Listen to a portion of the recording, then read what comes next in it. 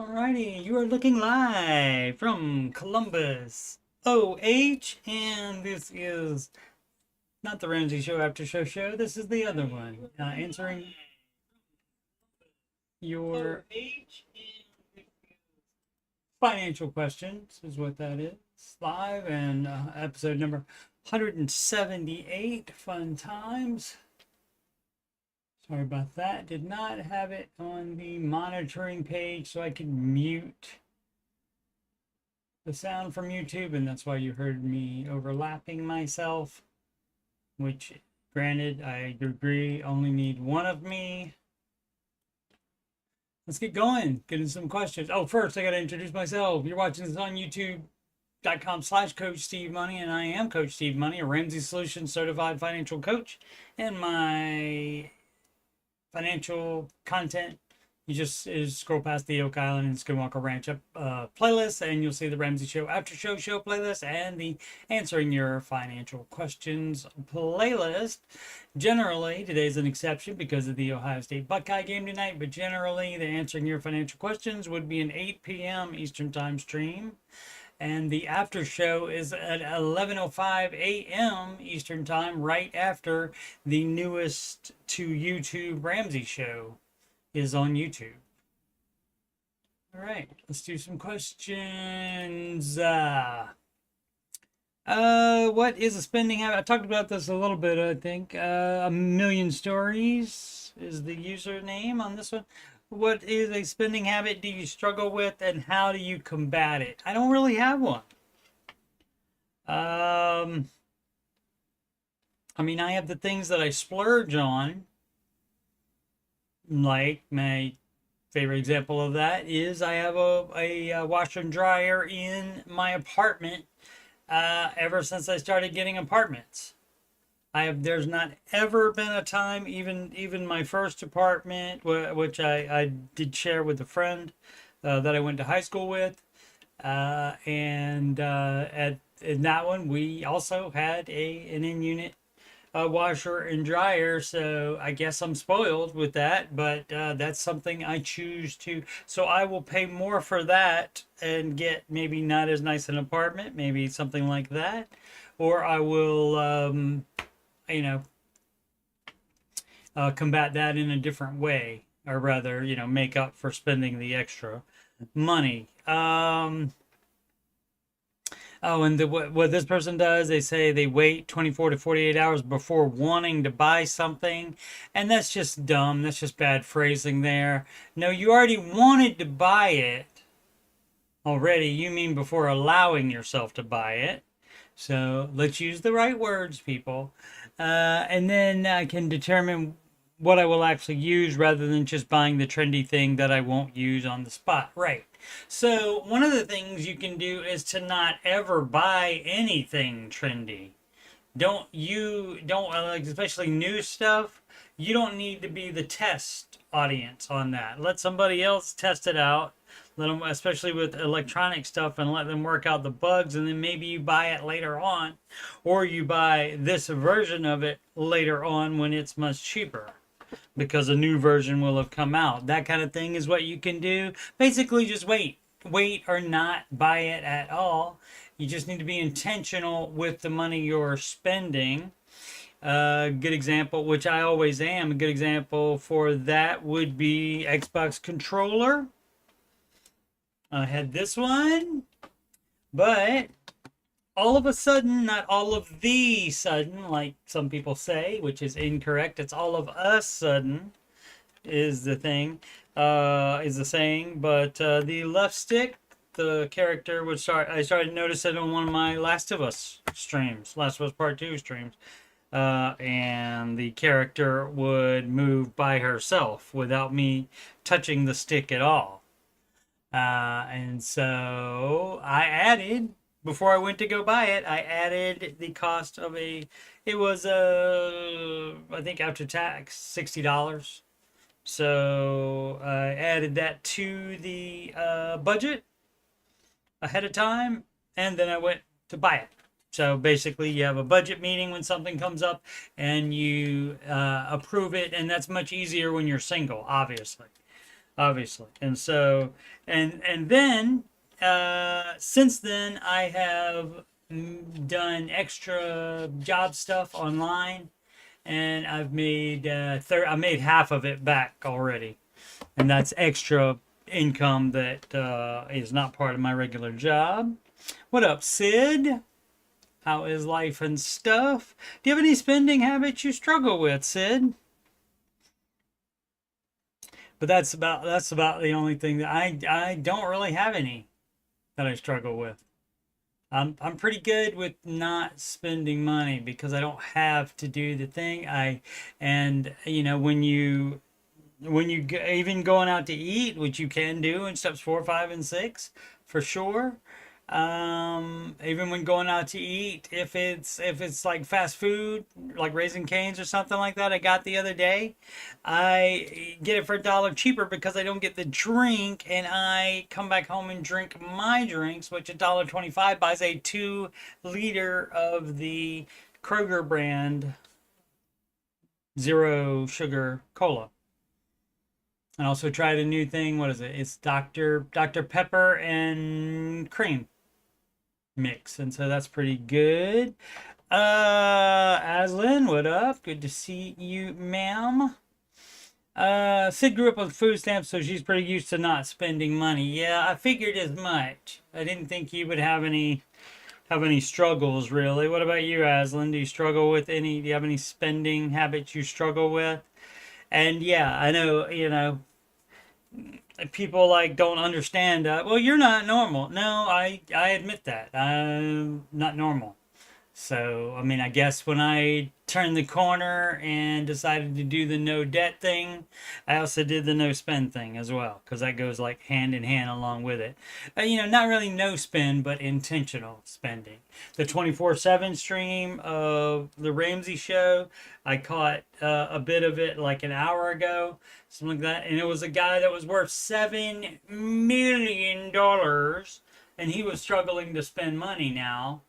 He was having a hard time. Although he did say he has done things like paid for people's meals, etc., etc. Dave said, maybe you see somebody that needs new tires and you buy them all new tires, that kind of thing.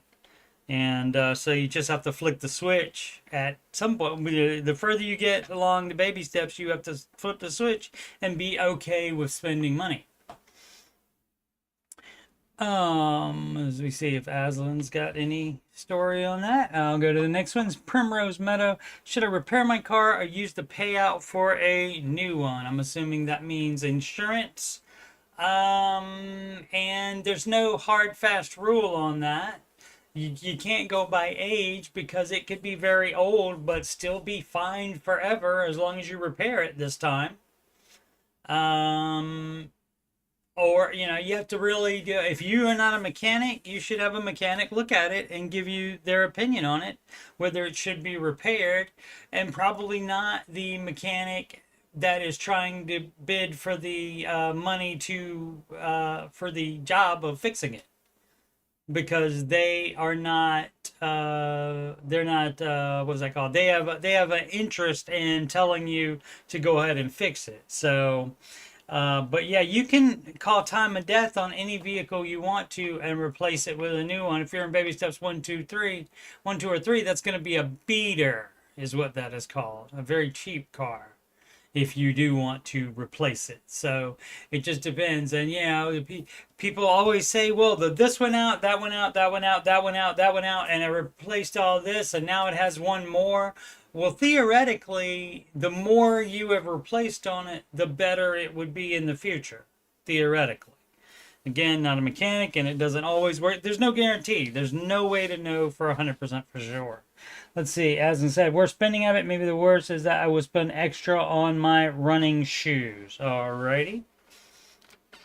And I'm sure the more expensive ones, most of the time, would protect your feet better. Give you like more support, etc., etc. Let's I didn't even read this. Let's read it.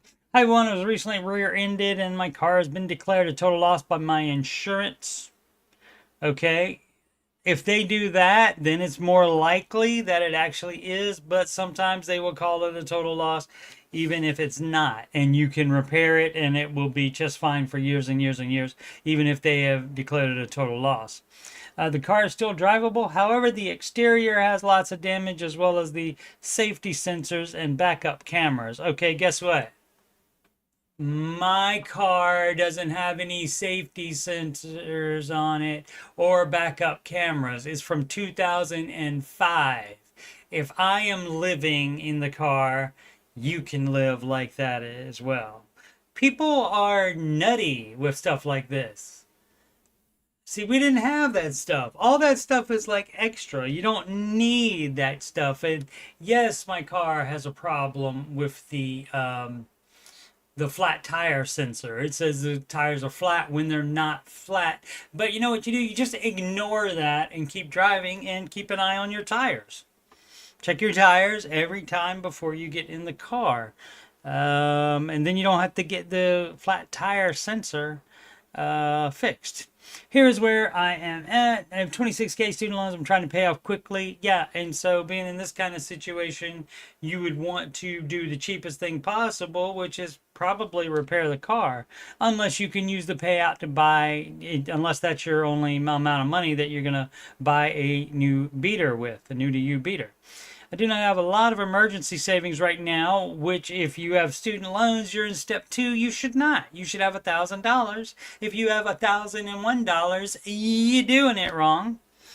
Maybe about 2 months of expenses. It's not any months of expenses. It's $1,000. See, it says so right here. It says save $1,000. Why don't you people get it? And I would prefer not to dip into that if possible. Okay, well, transportation is part of step 0, so I really can't argue with you if you think that's an emergency. But your emergency fund should only be $1,000, so you can put anything past $1,000 towards buying a new beater car or repairing that one. I want to make a financially smart decision that sets me up well long term and blah blah blah blah blah. I want a new car for no more than the buyout. Yeah, so that's fine. If you keep it under the price there, let's see, under the I did not look at the bullet points. Fun times.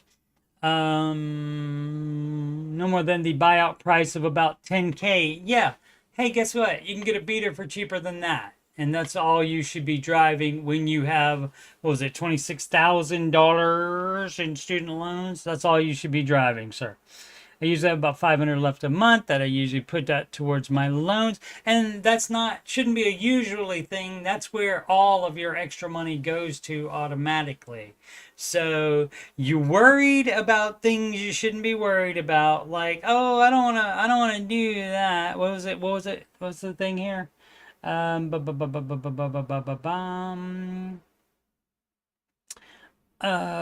You're trying to like not spend too much on a car, but then you're saying of about 10K. And if you're thinking about spending most of the 10K on a car, you're doing it wrong. So you get a beater and all the rest of it goes to your debt. Would possibly want an electric vehicle since there's $7,500 tax credit. No, don't fall for that bull crap. Never use government money back as a justification for buying anything. I'm leaning toward preparing the car. That's fine too. How much will it cost? My concern is whether it would still be reliable and hold up over time. We don't know. If you buy a used car of any other type, we don't know how long it's going to be good for. The best you can do is have a third-party mechanic check it out and have them give you their opinion on it. And unless you know cars yourself, you can look at it yourself. I'm assuming you don't.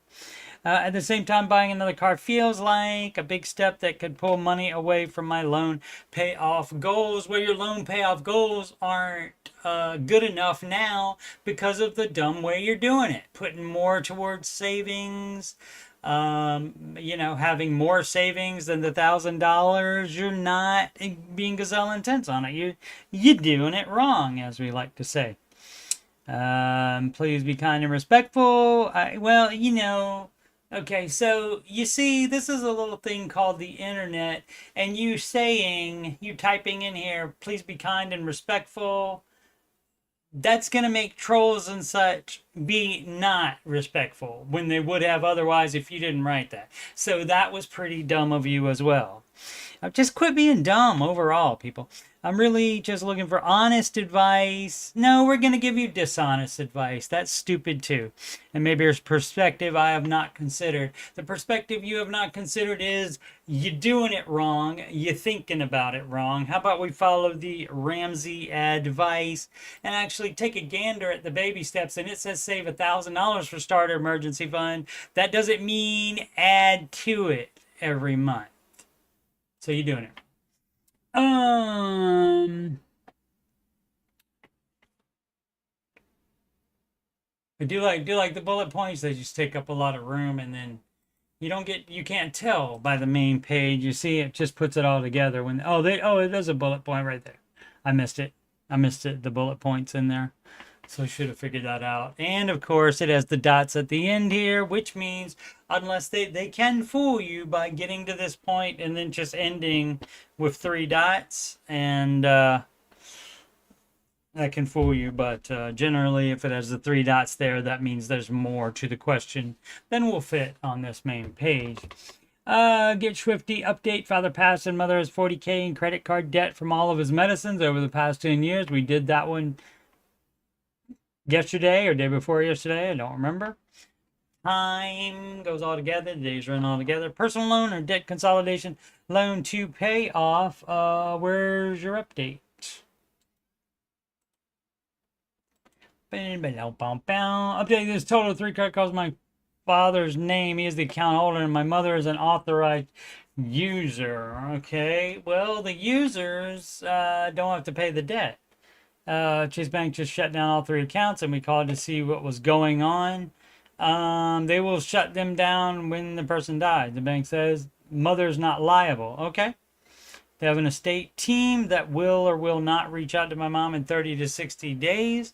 Based on the estate, that will determine what's due.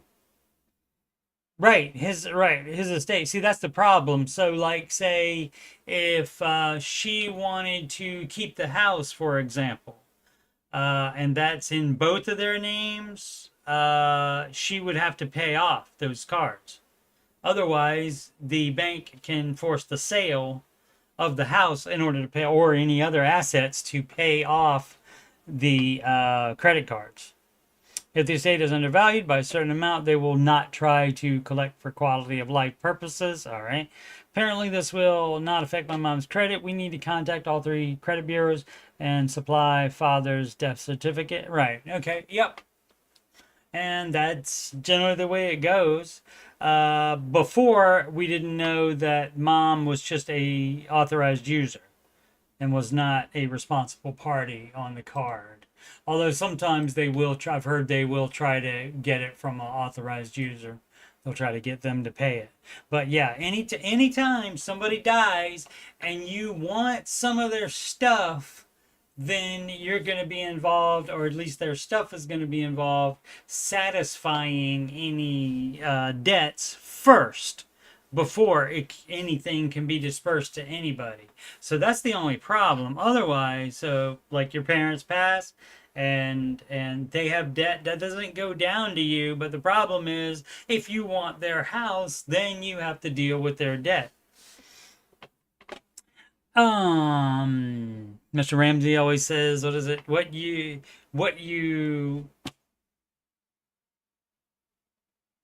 I can't remember what it is. What you have, something like that. What you have, your assets, stands good for what you owe. What you own stands good for what you owe, I think. Familiar show, Snow. Familiar Snow. 5738. Wife said she checked all flights but didn't and overpaid. Beep, beep, beep. So, people are lazy and they lie. Of course, we all learn from Stranger Things that friends don't lie. and certainly spouses shouldn't lie. But if she didn't and overpaid, and you're mad about that, you have to work that out between yourselves. If you can't work it out between yourselves, maybe some counseling. Some people also in the money situations like this, they lie to try to avoid a fight as well, because you're mad about the lying and you're mad about finding out about the thing, but you would have been mad about the thing even if she had told you immediately that, no, I didn't check all the flights, sorry. You still would have been mad about it. Let's see. My wife and I got in a fight tonight. She said she checked all flights and got the best deal, but I double checked after buying. Beep, beep, boo doo. And she didn't. Period. Need periods there. I hate throwing money away. I hate when people don't put periods in their sentences. Hate throwing away money. Now we're fighting over it. You know what would be great? How much was it? Oh, is that what? How do you deal with situations like this? It was only $80 difference. Yeah. But it's the principle of wasting money that bothers me. Edit, I said sorry. Okay. That's good. That's good. Back to The Last of Us. Ellie told Tommy one time, when Maria was mad at him, his wife, he said, just tell her you're sorry. And he was like, but I just said, and then he said, okay. And just decided to tell her sorry. So maybe the sorry can work. But you need to watch that. What you can do next time is not tell her to do that, and you just do all the looking for money deals on stuff. So maybe that would be a solution to this. As I said, she may have looked but not just checked all the places you would. So next time, just do it yourself. Exactly what I was saying. And I didn't even see your comment yet.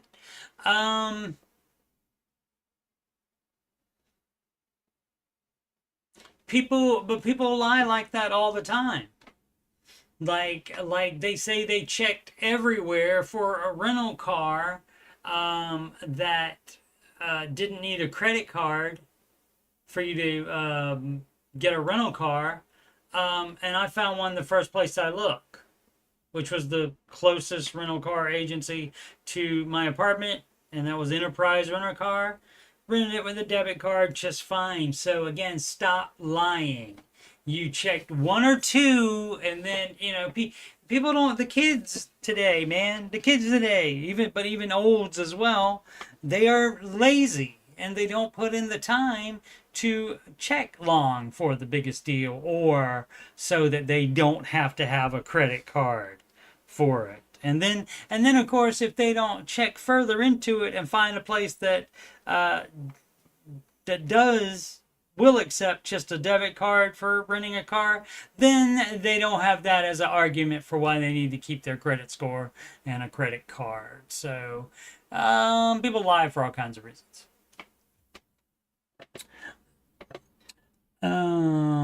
Sid said, you're not throwing away money, you're getting a slightly more convenient time, gate, transport, etc. That would theoretically be true as well. Men's, am I right? Yeah, and that's a big thing. If you don't like the way someone's doing it, do it yourself. And that's if it has anything to do at all with you. If you don't like that Mr. Lucas changed the Star Wars movies in ways that he saw fit to do, you don't have any say in that. You can have your little opinion about it, but it doesn't matter. He's the one that owns it. And now Disney owns it, so whatever they want to do with it is fine. And your little opinion about it doesn't matter. You don't have to go see the movies or pay for the streaming service. You don't have to do that, but that's where your involvement ends. People think you have to do it the way I want to do it, or the way the way the fans want it, and you're assuming all the fans think the same way you do. All right, that's a little tangent there, a little off topic there. Film Dazzling 4703. What is the best way to begin approaching baby step 5 through 7? Well, first you realize that it's baby steps 4, 5, and 6 at the same time, not 5 through 7. 7 is separate. 7 happens only after you have completed steps 1 through 6. So you're thinking about it wrong. You're doing it wrong. So start doing it right is the way to approach the baby steps at all, any one of them. But yes, baby steps 4, 5, and 6, you do all 3 of those at the same time if they apply. Yeah, if you're renting, step 6 doesn't apply to you. If you don't have kids or decide not to help them with college, step 5 doesn't apply to you. But even if neither of those apply to you, there's still step 4. And so as long as you're investing continuously, if you're doing that 15% a year to retirement investing, then you're on step 7 immediately. Congratulations. Until you decide to go into a lower baby step. But if you have children and then you want to help them with college, or you decide to buy a house, then you go back to baby step 3B, saving the down payment. I'm a man, 26, just started getting recommended Dave's clips. What did you put in? What have you been searching for that made you do that? A lot of times it's debt-free, pay off debt, that kind of thing. I'll bring up Mr. Ramsey, but it could also be investing as well. Who knows? Or just money in general might have brought him up, but I'm always curious as to what brings Dave up to, what puts Dave in your feed. And they pushed me, the clips, I guess, pushed me to begin educating myself about finances. Well, then they did their purpose then. Mr. Ramsey will be glad to know about that. I am currently working on baby step 3, working full-time, no consumer debt, just my mortgage and half my emergency fund saved. Okay, and that is step 3, so you're doing it right. So about 3 months so far, that does track with the half. So assuming you're going to stop at 6 months. Recently, I learned I'm going to be receiving an inheritance of a decent sum of money. I'm grateful for finding Dave clips. I feel pretty confident about my grasp on handling this money. That's great. That's great that you actually found his advice before you knew about the inheritance even. So interesting. Maybe it was fate. I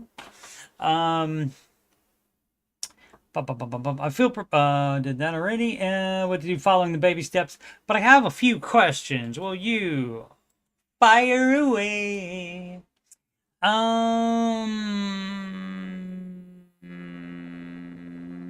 Where's questions? Question. I'm extremely grateful for the blessings in my life from my family to the guidance from Dave and others online. I believe I have an amazing opportunity to build wealth being so young.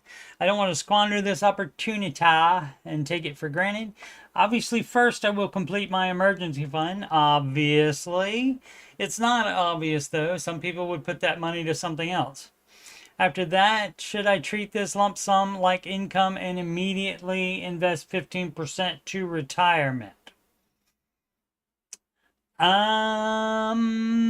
You can go ahead and max that out, or like just do X per month so that it would be maxed out by December, by the end of December, because then you start a whole new financial year on January 1st, and then you can max it out for 2026 as well. And you can do that immediately if you treat this money as all extra, but if you're planning on buying a house, you may want to keep all or most of it, because investing is and especially you're only 26, investing is one thing that you can pause for up to 2 years while you save a larger down payment faster.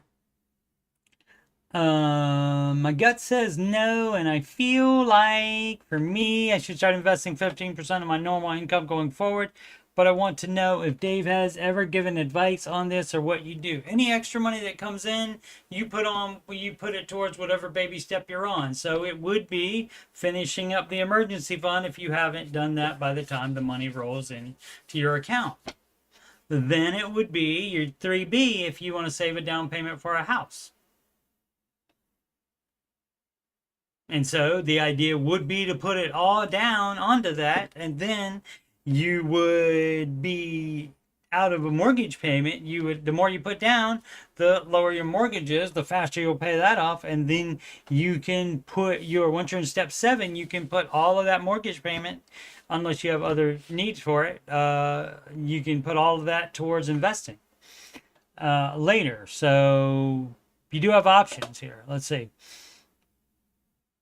If I put a chunk aside to start a college fund, the steps don't mention anything about any amounts or percentages for this, and I'm not sure what the exact number I'll be receiving is, so I'll play this by ear. Okay, and so yeah, a lot of people confused about this one as well. Baby step 5, save for your children's college fund. Okay, and what a lot of people don't get is the children have to exist for you to be setting aside college money for them.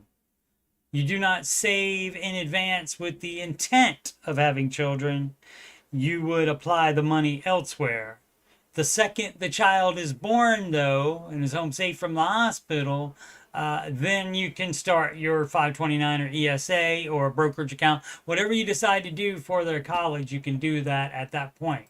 But you didn't say you had kids, so that would be the thing about that. And obviously you don't pay, it's the same thing. You don't pay off the house early if there's no house to pay off, if there's no mortgage to pay off. After that, next I will need to use the remainder to pay off my mortgage. Okay, so you have that. So if you don't have a child, you skip that and you put all of it on the mortgage.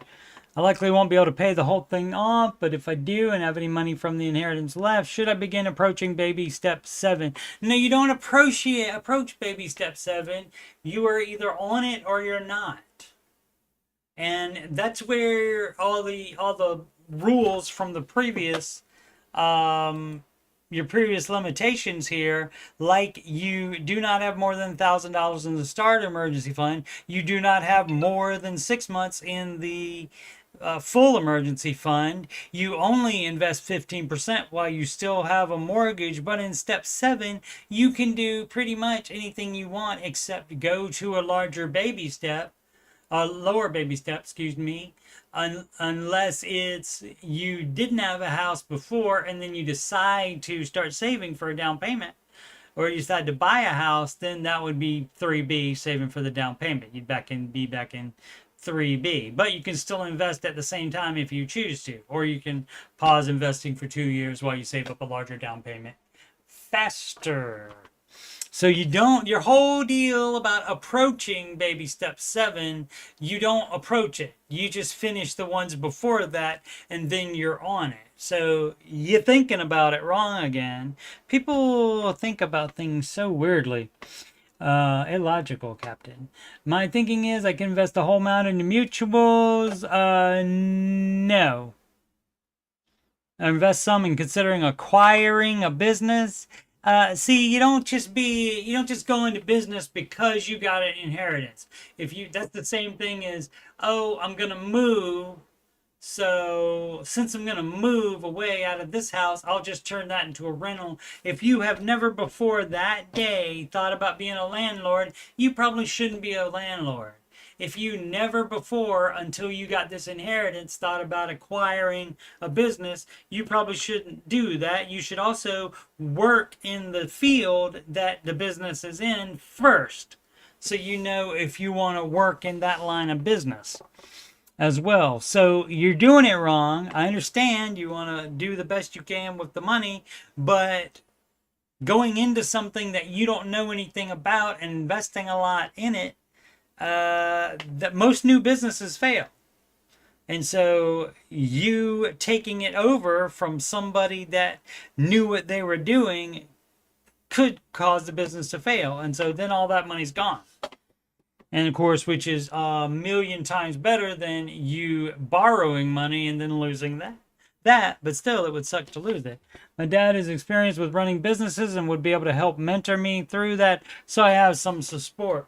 Running what kind of business? He may be limited as far as what kind of business he knows how to run. So many questions I would tell this person to be thinking about. I would say you get out your hashtag yellow pad or type it into your phone thing that you guys have today.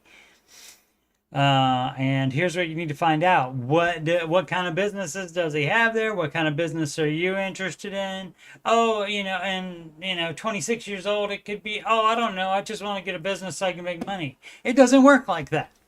My other option is try to get a mortgage on a rental property. No mortgages on rental property. So you did not get exposed to the Ramsey advice enough to know, or either you don't care, that you do not take loans on anything relating to business. So that's a no. We don't do debt leverage. And sell it down the line and profit on the appreciation.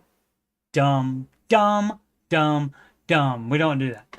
I'm leaning away from this because my current home already has a rental unit and I experienced firsthand getting burned by bad tenants. Yeah.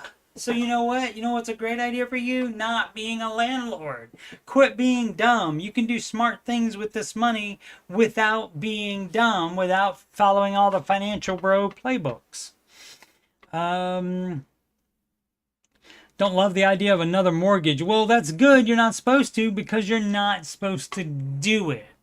The only mortgage you're allowed to have while following the Ramsey advice is one on your current residence, and that needs to be paid completely off. You need to be in step 7 before, even if you did have the money, we're paying complete cash for the rental unit, the rental property, your residence would be completely paid off before you did that. So you're thinking about it wrong. You're thinking about debt leverage, and Mr. Ramsey's not only the no debt guy, he's the no debt leverage guy.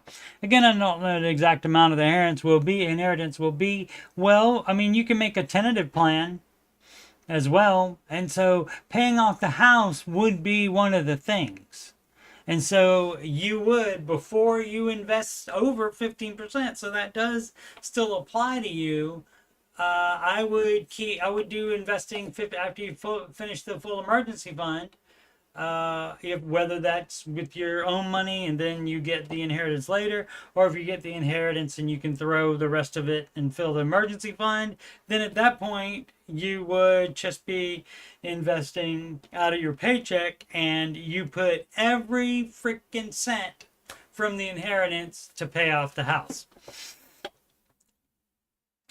But there's no chance it will be enough to purchase a rental property in my area with cash. And so you know what that means? That means you don't do it if you're following the Ramsey advice. Well, there's a chance it will be enough to acquire a business with zero debt. I'm sure it will be, but you're nowhere near ready to do that. Curious how, for example, are you in anything regarding a specific kind of business now? Or are you just doing like layman work? Who knows? I'm curious how you proceed. If I was in my shoes, I would just follow the Ramsey advice.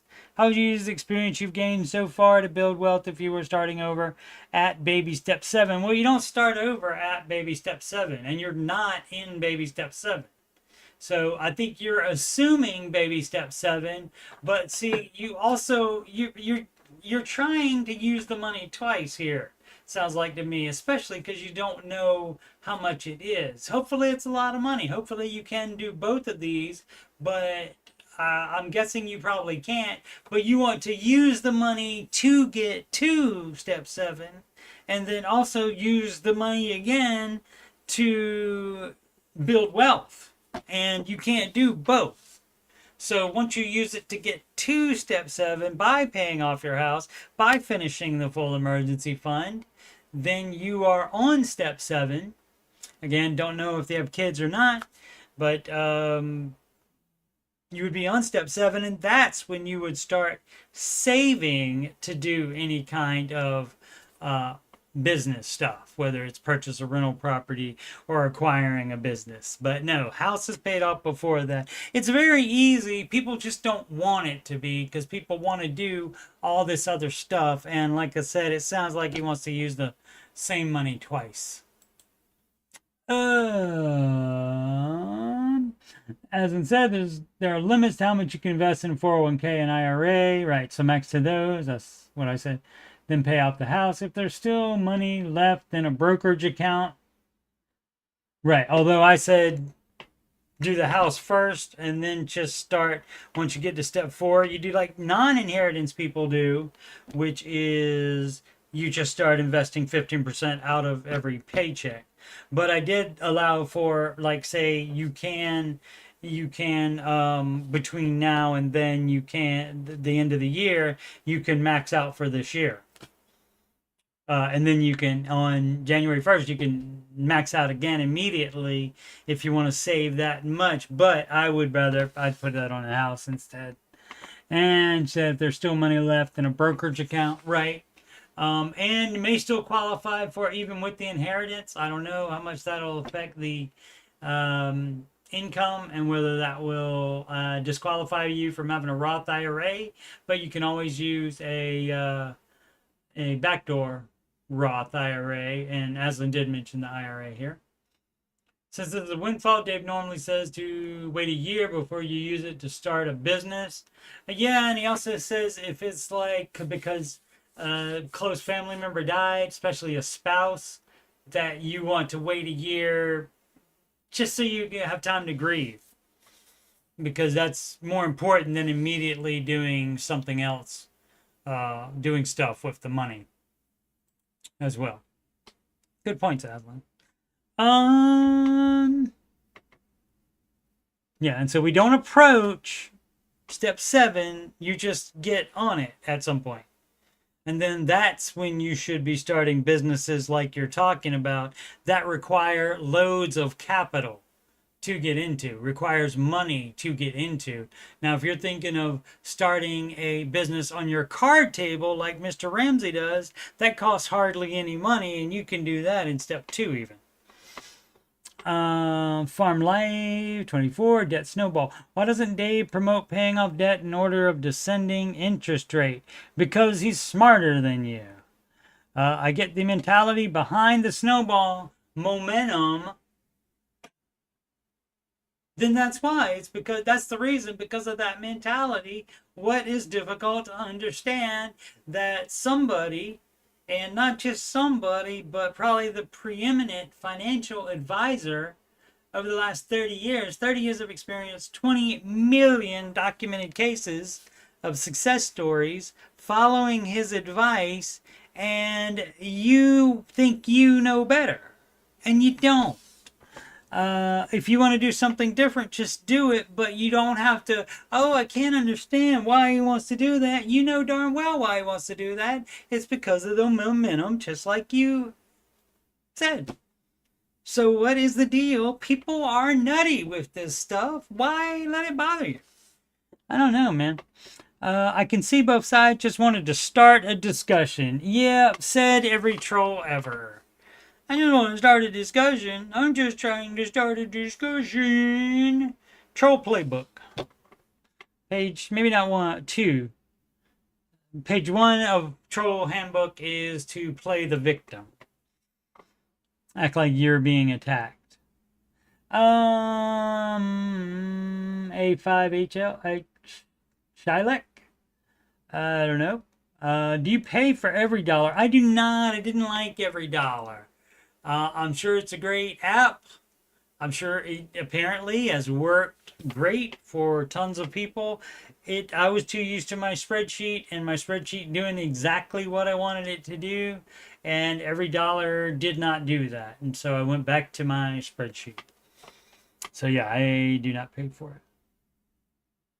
And as I often say, it's good to not pay for it. One of the upsides of not paying for it is that you have to enter in all your transactions, and entering in all of your transactions, guess what? That makes you more familiar with how you spend money, right? So you're more familiar with where your money's going. instead of just importing it and then maybe you glance over it and that's it.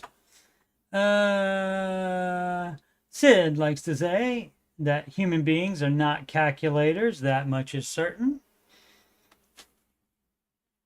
Juice995, did anyone here build their emergency fund and invest at the same time? How did it go? Well, if they did, they're doing it wrong, and there's no need to even read this because this person knows darn well that that's not the Ramsey advice.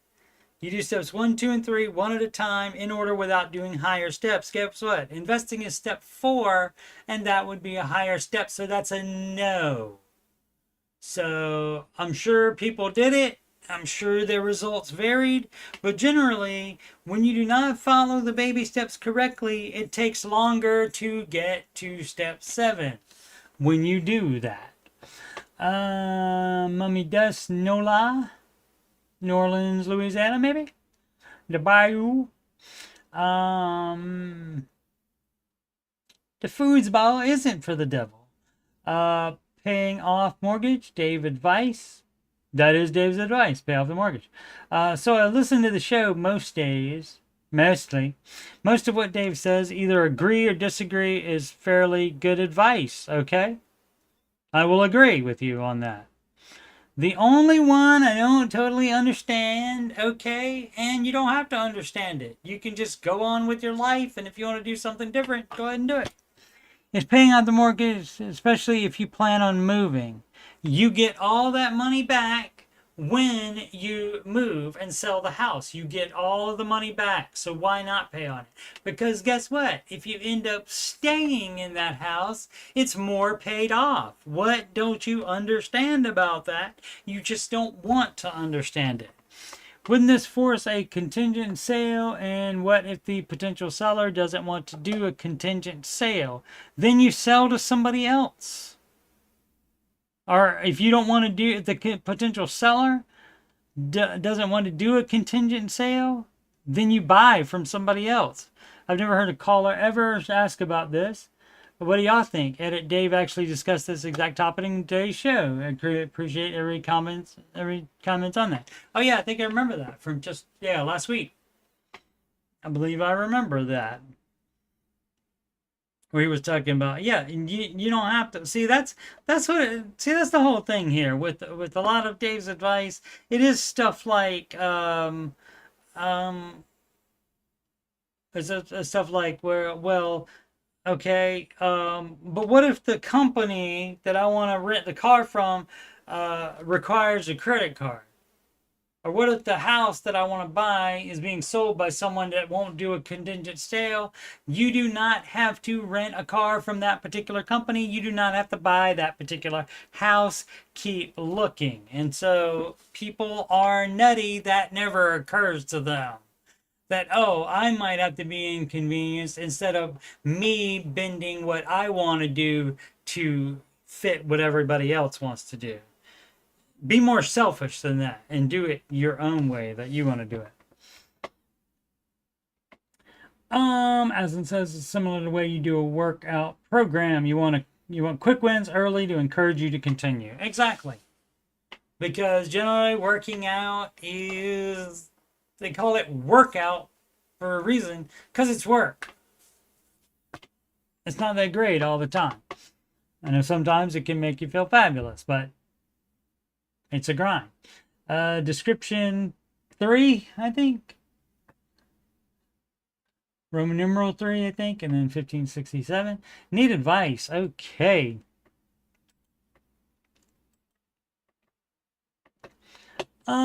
Please don't let it be immediately answered by the baby steps. Please don't let it be immediately answered by the baby steps. Please don't let it be immediately answered by the baby steps.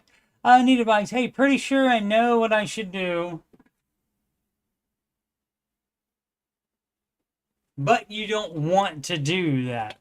But having a hard time being comfortable with it.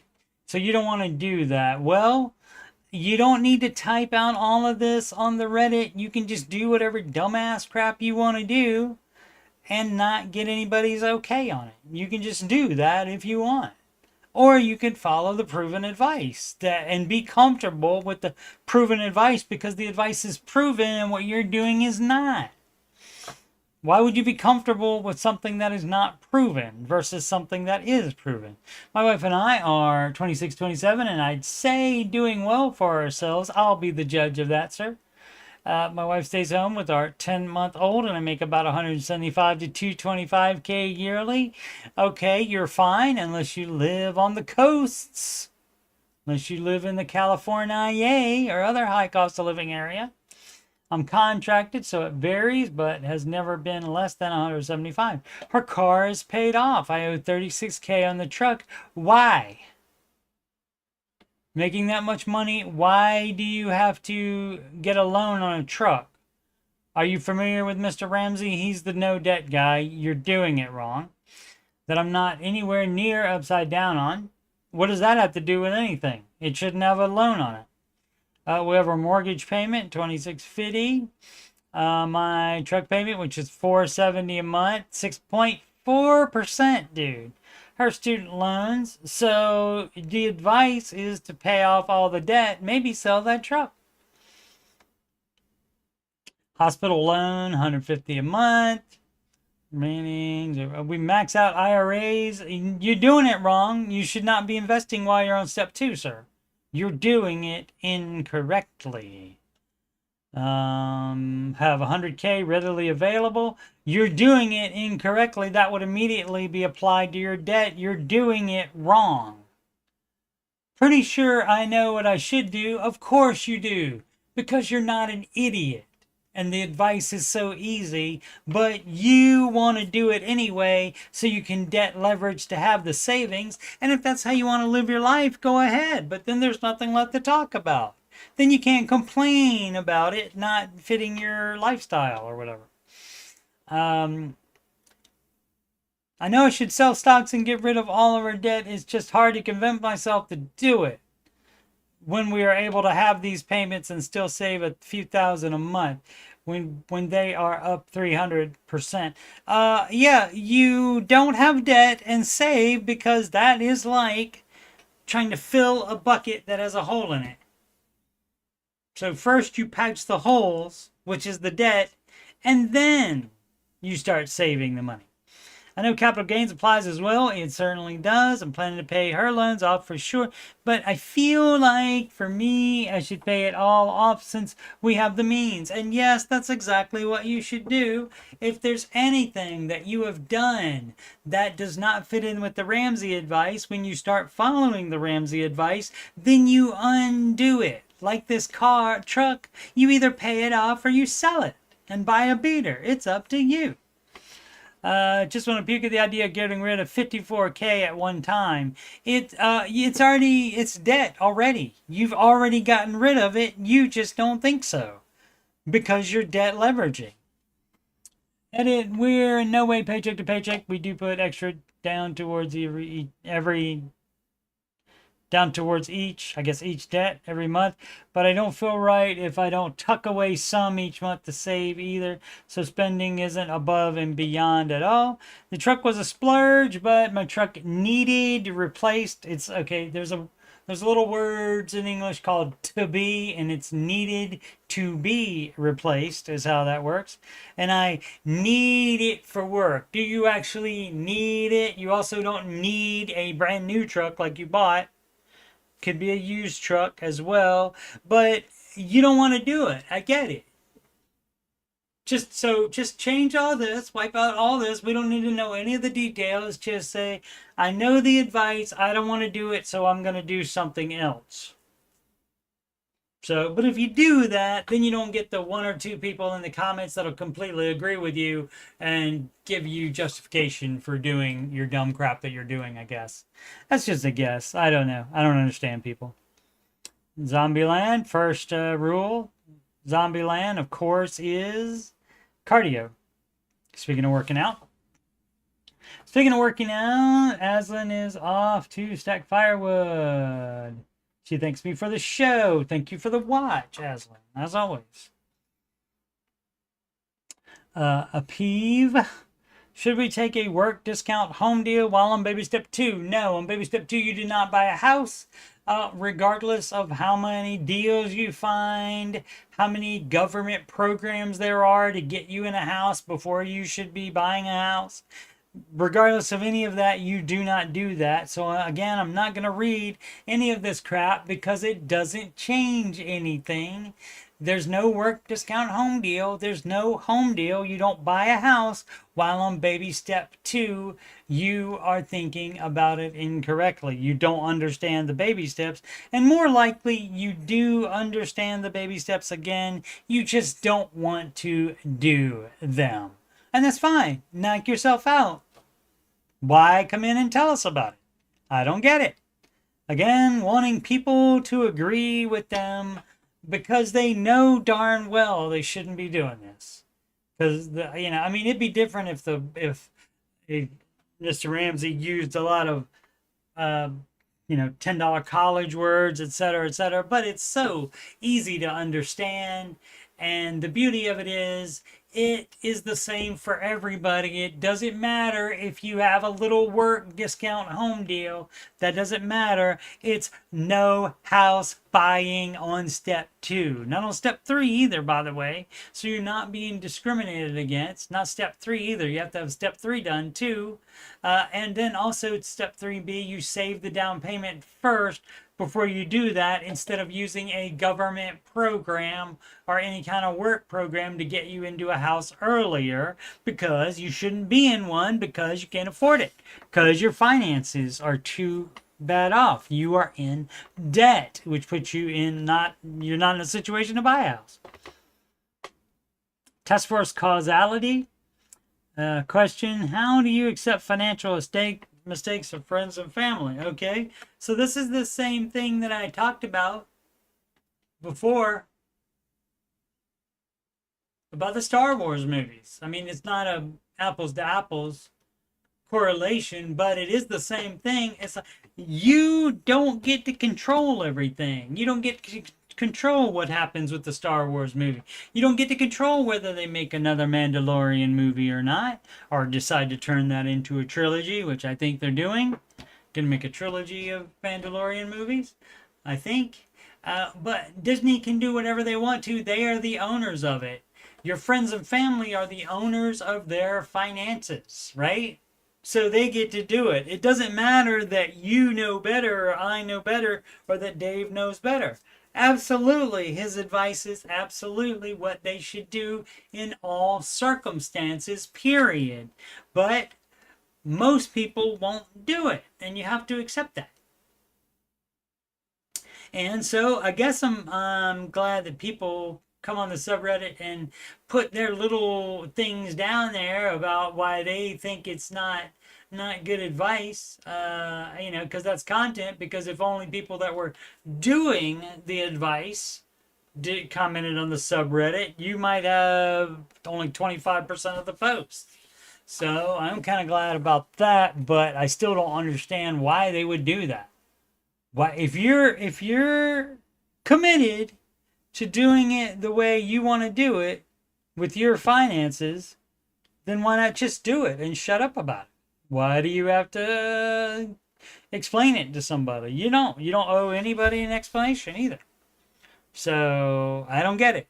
But some people are just nutty like that. They get in their brains that, oh, how can his advice be like that when A, B, and C, and D? How can his advice be like that? It doesn't matter. Doesn't matter. First of all, his advice is way billions of times more accepted than your little plan. There's no documentation on your little plan as far as how well it will work. If you want to try it, knock yourself out. It's your life and your money, but you don't have to reconcile your decisions with the Ramsey advice. You can just say, okay, they're different. I'm not going to do the Ramsey advice, and you can leave it at that. But no, they don't want to do that. I don't know why. They feel like they're being... Maybe it's because they feel like they're being called dumb.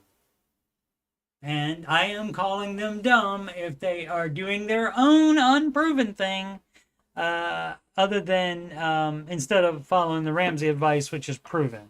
30 years, 20 million documented success stories. And what have you got? Just an idea or just the way you want to do it. So I don't get it. But basically, friends and family, you don't control them. You have no say in that. So you have to just say, my name is Paul, and that's between y'all. So you just, what you do is you just love them anyway.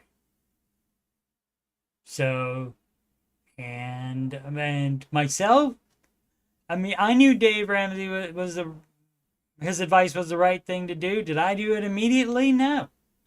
I listened to the show every night and wasn't doing it. So I get it. So you have to come to the point yourself of being in the place where you accept that, oh, my way is crap and this way is proven, so why don't I at least try that? Let's see, my partner, just okay. Partner in business. Just got off the phone with her mom. Long story short, it's a regurgitation of financial stupidity we know. Of course it is. Her mom's probably losing the home because of unpaid tax debts triggered lien proceedings on the property, one which already has multiple mortgages taken against it. Right, that's bad, right? That's bad, right? So why would you start anything? Why would you take the first extra mortgage? Why would you take the first HELOC against the house? Because that apparently only got the ball rolling on all this other stuff. Doing it once makes you think you can do multiple mortgages against the house without it affecting anything. Guess what? It eventually affects something. So yes, mom was dumb as crap. Me and my partner, it's my partner and I, or how about if you're married, my wife and I, or my spouse even, are getting our financial house in order. Great. That doesn't mean anybody else is. I mean, the average person is lucky if they know anyone that follows the Ramsey advice. So few people will do it because they don't want to do the sacrificing and they don't want to do the slow method. They want to do just the fast financial bro method that you see on all the TikToks. Or tic-tac, as Dave says. But this development brings a question to the fore. Very poetic. How do you pragmatically accept the serious financial errors of your closest friend and family members? They're human. Humans make mistakes. And, you know, if you have exposed them to the Ramsey advice, then that's all you can do. And most important, you're being a good example by you not doing any of that stupid crap. And you make sure that people around you know that you're doing the Ramsey stuff and you're not doing debt, etc., etc. And so then, but they might think, oh, he's not having any of these problems. I wonder why. I wonder why too. And so that's the best thing you can do is be a good example, but you can also talk to them about it, but don't expect anybody to, I mean, you should expect people to not follow the advice. You should expect that. People don't want to sacrifice. People don't want to take the long, slow route. They want to do I'm going to debt leverage and get rich quick. Yeah, man, that works every so often. Not enough to do it, though. Not enough to try it. The immediate moral instinct is to leap in and save them from themselves. No. No, they need to do it themselves. Because if you start paying stuff off for them or start giving them money at all, you're enabling that dumbass behavior. So you don't do that, for sure. But we humans don't accept the truth that easily, and many of us won't accept the truth at all, no matter what. Okay, well, no, if you want to leap in and explain to them a different way to do it, or suggest a way if you know how to, like if you see that they have, your mom or her mom has a different, has like other assets or something like that, that they can somehow maneuver things around to get this debt taken care of. You know, you can suggest that. Otherwise, it's might have to sell the house, but in order to sell the house, you gotta get the liens taken care of first. So that house might be gone, unfortunately. So it might be too late here, actually. So you actually, if you never have said anything before, you should have said something long ago when you first found out they were doing debt, because this is where it has led to. So yeah, you can talk to them about the Ramsey advice, and that's what it sounds like you're talking about. I didn't read far enough into it because you said humans don't accept the truth that easily, so you weren't going to give them money. You were just going to tell them, don't do debt. Pragmatic. I believe you said pragmatic once before. Yeah, pragmatically. Okay, forcing college words in there. Pragmatic decision is to stand silent and let this play out because it's not our financial business. I wouldn't go as far as to call that pragmatic. You keep saying that word, pragmatic. I don't think it means what you think it means. What you should do, you tell your loved one when their house is on fire. You should tell them and let them know, but it's up to them whether they put out that fire or not. It's not your financial business, right? And you're not going to help them out financially, but you may help them out with knowledge. But my partner is understandably upset about her mom ending up homeless. Well, sure. It's rather tough to just stay out of it, and you don't have to when there's a moral need to do something to help, right? It might be too late, though. How do we manage the psychological cost of letting those closest to us suffer from their financial mistakes as we pay off debt and build actual wealth? Okay, well, what you're doing by yourself is difficult enough. Again, most people won't do it. So you doing it is a win. And you talking to somebody else about it, that's just icing on the cake. And so, but that's what you should do. You should definitely do that. And maybe there's something that they can do. Maybe there's some asset that you don't know about that they are dumbly holding on to instead of paying off this debt. And so maybe you could find out, you can offer help, and then if they don't want to help, then you can bounce. Not literally, but you can like bounce out of the situation and let them handle it. It feels too like watching a man drown when I have a life preserver in my hand. Well, that's why you talk to them about it. But yeah, you have the life preserver in your hand, but you're not buying them the life preserver. You're just letting them have knowledge of it.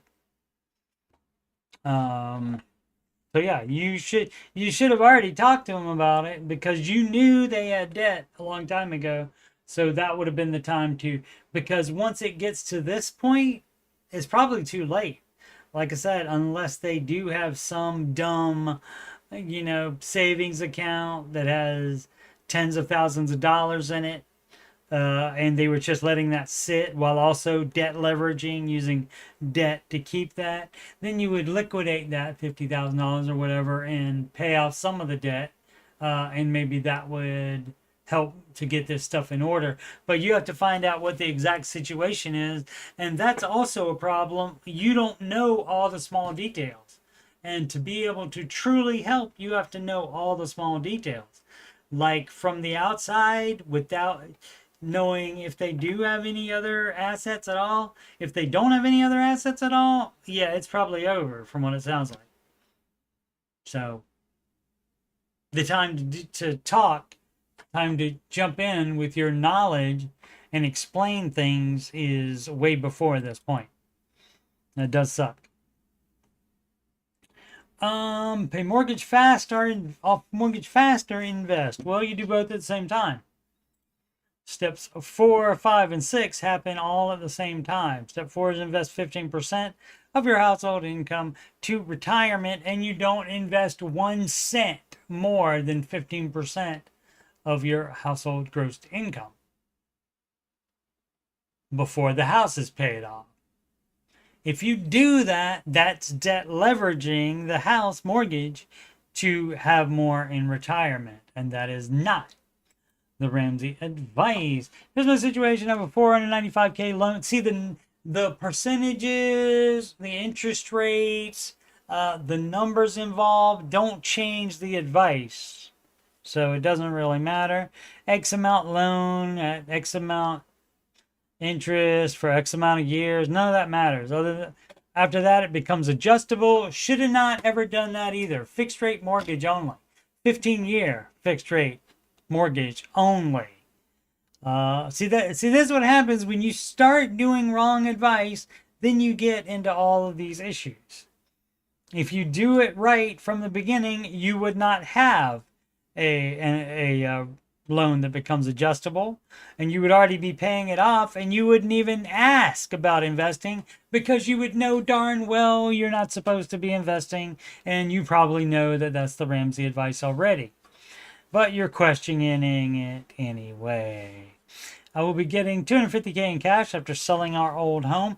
Option 1, recast my current loan to bring the monthly payment down to around $2,600, including tax and insurance. You can do that. With the remaining cash, I could invest. No, you would apply it all to the new mortgage. No, no, no investing. Pay a bit more toward principal each month, and in 7 years pay off the loan using the investment growth. No, no, and no, and no. That's debt leverage again. That would be a no per Mr. Ramsey. Option 2, invest the $250K. No, no, no, and no. My goal is to pay off the loan within 7 years so I don't have to refinance or face higher interest when my 7-year arm ends. The way to fix this is to not get the arm in the first place. And so you will pay it in advance if you put all of it towards the loan. And you do that while only investing 15%, and then it would be paid off in 7 years. If for some reason it's not paid off in 7 years due to that $250K influx, plus you not investing more than 15, because I feel like for me, this dude or young lady is investing more than 15% because they seem to like to do it wrong. And I don't know about anybody else, but I know that George does not like that. You're doing it wrong. You're doing it wrong. You're doing it wrong. You tell him, George. The advice so nice, he said it thrice. All right, so tomorrow night, 8 p.m. Eastern Time, that's Sunday the 14th of September. Is it worth aggressively paying off the auto loan? Yes, you're supposed to be gazelle intense in step 2, and that's where you're in. So yes is the short answer for that. We'll read all their dumb crap and their different numbers, but they don't matter, of course. But, you know, it makes the show a little bit more tenable, because if it's always worth aggressively paying off auto loan means step 2. Step 2, yes, means you're busy being gazelle intense and you're not doing anything else with money except expenses, and then all the rest goes to paying off step 2. But, you know, they let you explain a little bit on the radio show as well, because just immediately saying, no, you're on step 2, so you do this, then the call would be over and that would be it. So, render possibilities. Starting Financial Peace University. Any tips for a first timer? Yeah. If you're familiar at all with the Ramsey advice, be prepared to hear more stuff like that. If you're not familiar at all with the Ramsey advice, be ready to unlearn what you have learned. Because what parents and what advertising tells us about debt is 100% wrong.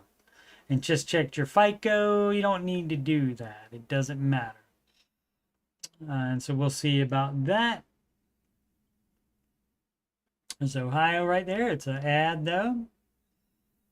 I do live in Ohio, and I don't have any DUIs. I don't know if I'm overpaying for insurance. I don't think so, but we'll find out. I'll shop it when it comes up again. Let's be honest, Dave got punked. I got a Rolls instead of a Bentley convertible. Love Dave, but this is funny. Okay, so I guess that's a clip where somebody called in that. Is that a song lyric or something, or is it just because Dave has a Bentley convertible? I don't know. I don't even know why it would mean Dave got punked, but that's gonna happen from time to time because they can't verify that everything a caller says is true. Should I sell my car? Most times when people ask, it's a yes. The debt-free scream, those happen. A lot of people don't understand. Well, they still have a mortgage. You're allowed to debt-free scream if you pay off your consumer debt only. So that's a thing that's been a thing for years and years and years and years. So why are you questioning it? It's their show. They can do what they want. Just like with Star Wars, they can do what they want with it. Your opinion doesn't matter one flip. Should a medical balance be fully paid off with savings or checking? You should, if you have a medical balance, that's step 2, and you should only have $1,000 in savings. So if you have more than that in savings, which most people you'll find it seems like they do, and so of course by the virtue of baby step 1, where it says save $1,000 for your start emergency fund, it doesn't say save 1 cent more. So if you have more than $1,000, that means you're doing it wrong, and that's what most people are doing.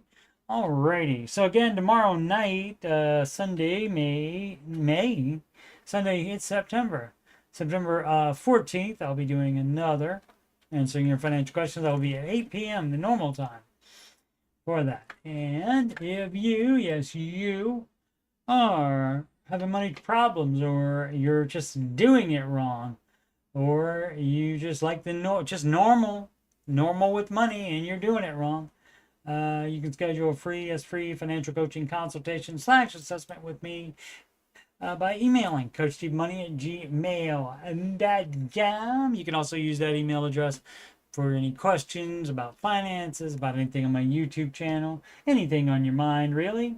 Donations, you can go to paypal.me/coachstevemoney. Alternatively, the Cash App at $CoachSteveMoney. It wasn't taken.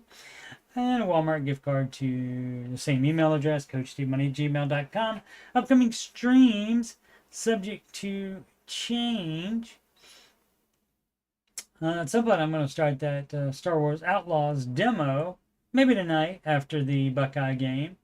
So that would be around, 11 p.m. Eastern. But the Ramsey Show After Show, 11:05 a.m. That's going to be this Monday through Friday. That's all 5 days, September 15th through 19th. It could change, and I could possibly do a 8 p.m. stream instead of one or two of those after shows.